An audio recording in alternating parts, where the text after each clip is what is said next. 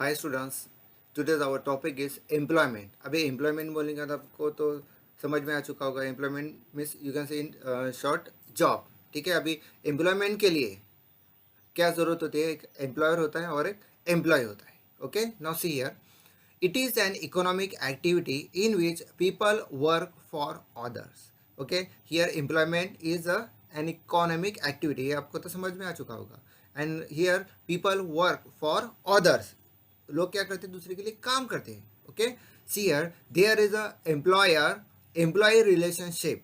Okay, employer is the person who offers the job and the person who accept the job is called as employee। अभी आपको पहले बोला था मैंने कि एम्प्लॉयमेंट में एम्प्लॉयर होता है और एम्प्लॉय होता है। Employer means what? Employer means जो आपको काम देता है। ठीक है, मीन्स इन शॉर्ट आपका बॉस या ओनर वगैरह कंपनी का, यू कैन से एम्प्लॉयर, जो आपको काम देता है। ठीक है, who offer the job that's called as employer. ठीक है, और उसके बाद एम्प्लॉय मीन्स व्हाट? जो काम करता है। ठीक है, means what? Who accept the job, जो जॉब एक्सेप्ट करता है, जो जॉब दूसरे के ऑफिस में कंपनी में करता है, दैट्स कॉल्ड एज एम्प्लॉय। ये आपको समझ में आ चुका होगा। Employer and employee. Employer means what? जो जॉब देता है, और एम्प्लॉय मीन्स व्हाट? जो जॉब करता है।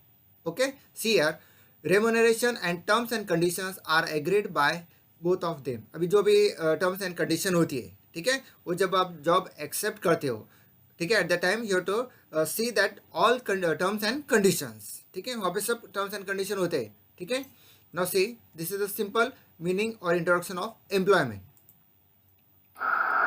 See here, features. Okay, number one, aim. The main aim is to earn money for meeting, or you can say getting needs of the employees and employers। अभी सबसे important काम क्या होता है? अभी सबसे इम्पोर्टेंट एम क्या हो सकता है? आप जॉब कर रहे हो तो एम क्या होगा आपका? To earn money. ठीक है, अभी मनी अर्न कर रहे हो, टाइम पास के लिए अर्न कर रहे हो क्या? नहीं, जो भी आपकी नीड्स वगैरह होते हैं वो फुलफिल करने के लिए। Okay, you have to do the job. ठीक है, उसके बाद ही आप क्या कर सकते हो कि मनी अर्न कर सकते हो। इसलिए सबसे पहला फीचर्स क्या बताएं यहाँ पे? The main aim is to earn money. Okay, number two, qualifications. Okay, see qualifications, each job requires some qualifications. अभी हर जॉब के लिए एक क्वालिफिकेशन होता है। ठीक है, सपोज अकाउंटेंट चाहिए, एग्जाम्पल दे रहा हूँ, अकाउंटेंट चाहिए तो मिनिमम सपोज आप बोल सकते हो कि B com, M com, C S whatever. ठीक है, तो सम क्वालिफिकेशन रिक्वायरमेंट होती है, और कुछ जॉब ऐसे होते हैं कि वहाँ पे क्वालिफिकेशन रिक्वायरमेंट होती है क्या? नहीं। सी यार, स्किल और unskill labour is required as per the nature of the job. अभी स्किल लेबर भी हो सकते हैं, otherwise you can say unskill labour भी हो सकते हैं। As per the nature of the job, job के नेचर पे डिपेंड होता है। For skill job some specific qualifications are required. अभी स्किल जॉब के लिए सम स्पेसिफिक क्वालिफिकेशंस मीन जो भी क्वालिफिकेशन है आपका वो इंपॉर्टेंट होता है।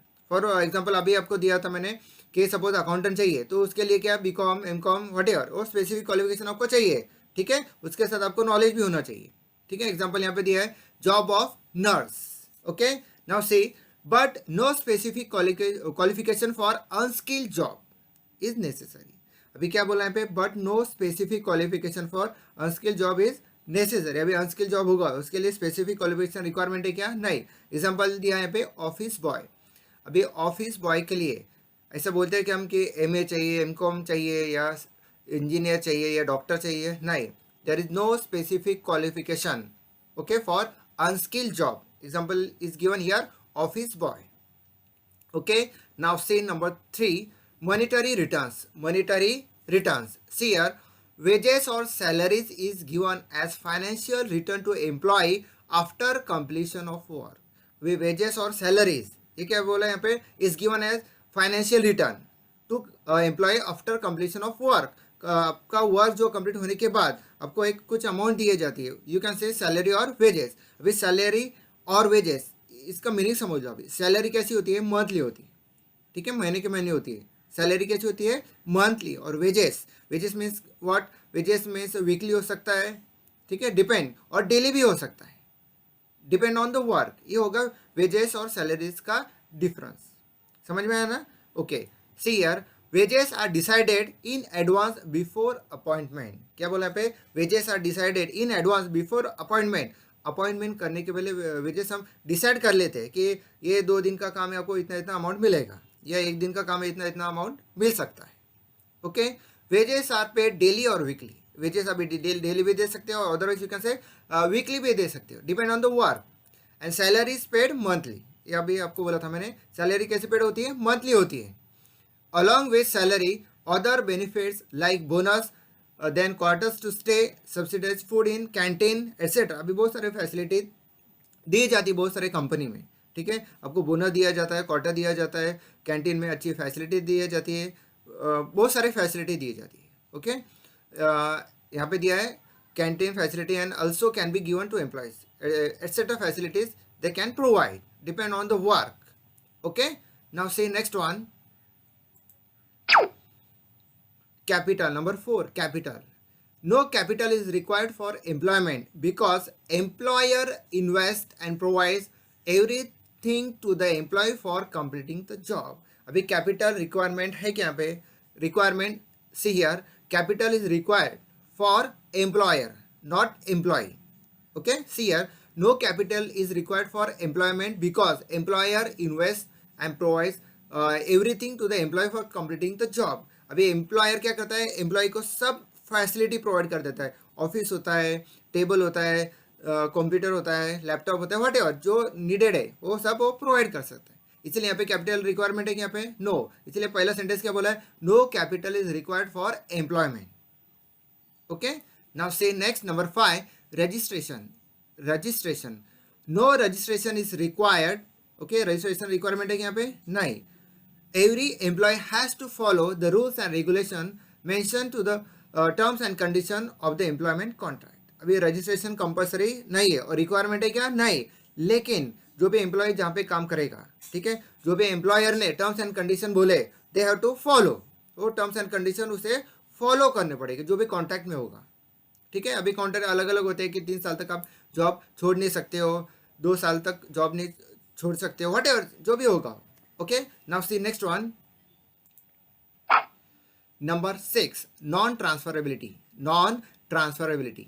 See here, employment cannot be transferred from one person to another. अभी employment है, okay, ये हम ट्रांसफर कर सकते हैं क्या one person to another? No, it's not possible. ठीक है, ये पॉसिबल ही नहीं है, ठीक है, क्योंकि यहाँ पे सपोज आप काम कर रहे हो, ठीक है, यहाँ पे एग्जांपल दिया है, see if a teacher retires then he can not transfer his job to his son और डॉटर। अभी टीचर रिटायर हो चुका है, ठीक है, तो उसका जो भी जॉब है वो इसके सन अदरवाइज डॉटर को ट्रांसफर कर सकता है क्या, नहीं, दिस इज नॉट पॉसिबल। इसलिए यहाँ पे क्या बोला है, non transferability, employment can not be transfer from one person to another. Okay, non transferability. Okay, see here next number 7, last point, nature of work. Nature of work, see here, every employee is expected to complete the work which is given to him. यहाँ पे क्या बोला है, nature of work, every employee is expected to complete the work which is given to him. जो भी employ को काम दिया है उसने कंपल्सरी वो कंप्लीट करना ही चाहिए, ऐसा एम्प्लॉयर की एक्सपेक्टेशन होती है, and they have to do complete the job. ठीक है, say the nature of job decide the nature of work. क्या बोला यहाँ पे, the nature of job decide the nature of work. Means job का जो भी नेचर होता है, जो भी काम होता है वो उसके काम के ऊपर होता है कि आप कौन सा काम कर रहे हो, उसके ऊपर उसका नेचर हो सकता है, उसका काम हो सकता है। सपोज आप अकाउंट का काम कर रहे हो तो आपके काम करने का तरीका अलग होगा। फॉर आप दूसरा एग्जांपल ले सकते हो, सपोज आप इंजीनियर का काम कर रहे हो तो उसका काम करने का तरीका, नेचर ऑफ वर्क अलग हो सकता है। कंप्यूटर का कर रहे हो, नेचर ऑफ वर्क अलग हो सकता है। Okay, thank you.